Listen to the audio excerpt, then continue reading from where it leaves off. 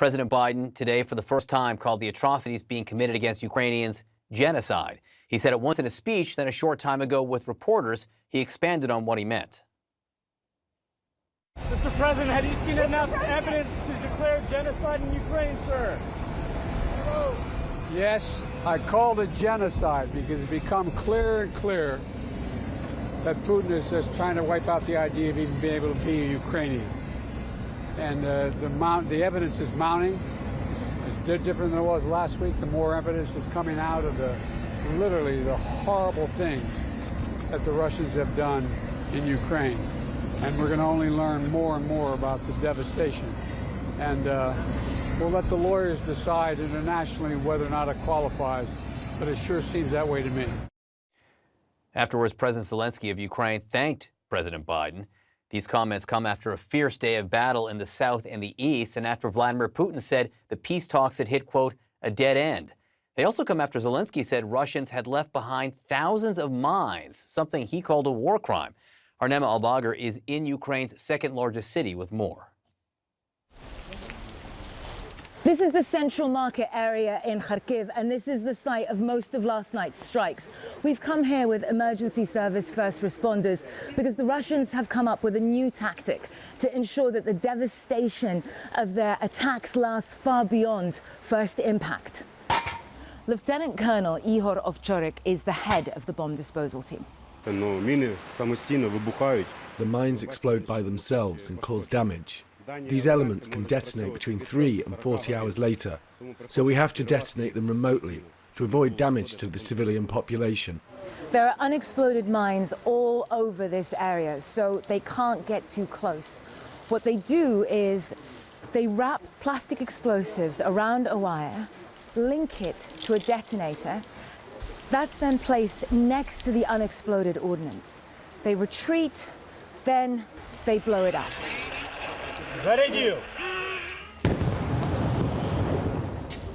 A brutal new tactic, leaving death to lie in wait for unsuspecting civilians. Na'am Albagar, CNN, Kharkiv.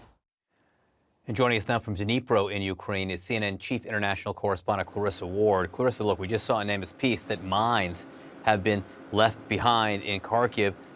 What did you see when you left Kyiv earlier today? Well, I think we should be clear that mines are being used by both sides, different kinds of mines. The Ukrainians, of course, have been using anti-tank mines. That's to try to prevent Russian tanks from pushing deep into Ukrainian cities. We saw evidence of that driving along today. A field was completely cordoned off. There were signs everywhere saying mines, and we also saw an actual anti-tank mine just by the side of a Ukrainian checkpoint.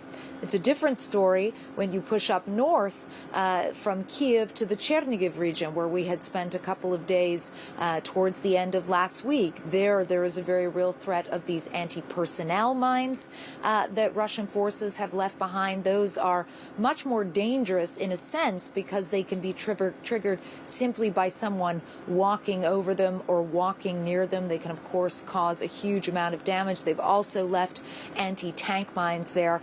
And this is a big part of what is making it so difficult, John, for Ukrainian forces to get into all these areas that have been cut off, essentially, for weeks and weeks on end while they were under Russian occupation. Some of these roads are still impassable.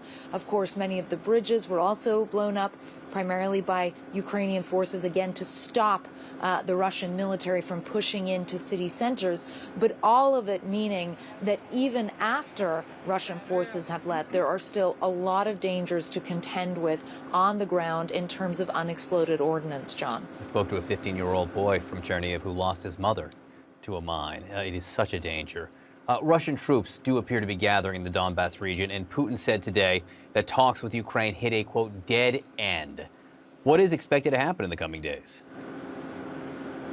Well, one regional military official here, John, has said that they believe this offensive could really start any time now, tomorrow, in the next few days. They are seeing a steady buildup of heavy Russian equipment being pulled towards the front line. Now, the one thing this official said that might sort of work in Ukraine's favor is that there are heavy rains forecast for the next few days. With those heavy rains, it's more likely that Russian tanks, in the event that they do start this offensive in earnest, will be forced to use the roads as opposed to the fields. And if they use the roads, of course, it's much easier for Ukrainian forces to defend themselves using anti-tank missiles like the Javelins that the U.S. has been providing. In the meantime, though, John, as people here wait for this offensive to begin, I should be clear that there is constant shelling taking place in these frontline towns, particularly in the Luhansk region. Authorities there warning that they are running out of spaces in the morgues, that they don't have electricity, that they have been forced to create new cemeteries because they can't reach the traditional cemeteries, where they're basically using backhoes to dig trenches and then put the bodies in there, at least temporarily, so that they can be buried. So it's a very serious situation already, and the fear is that things are going to get a lot worse very soon, John. Clarissa Ward in Dnipro, where this fighting, close to it, could take place. Please stay safe, you and your team. Thank you very much.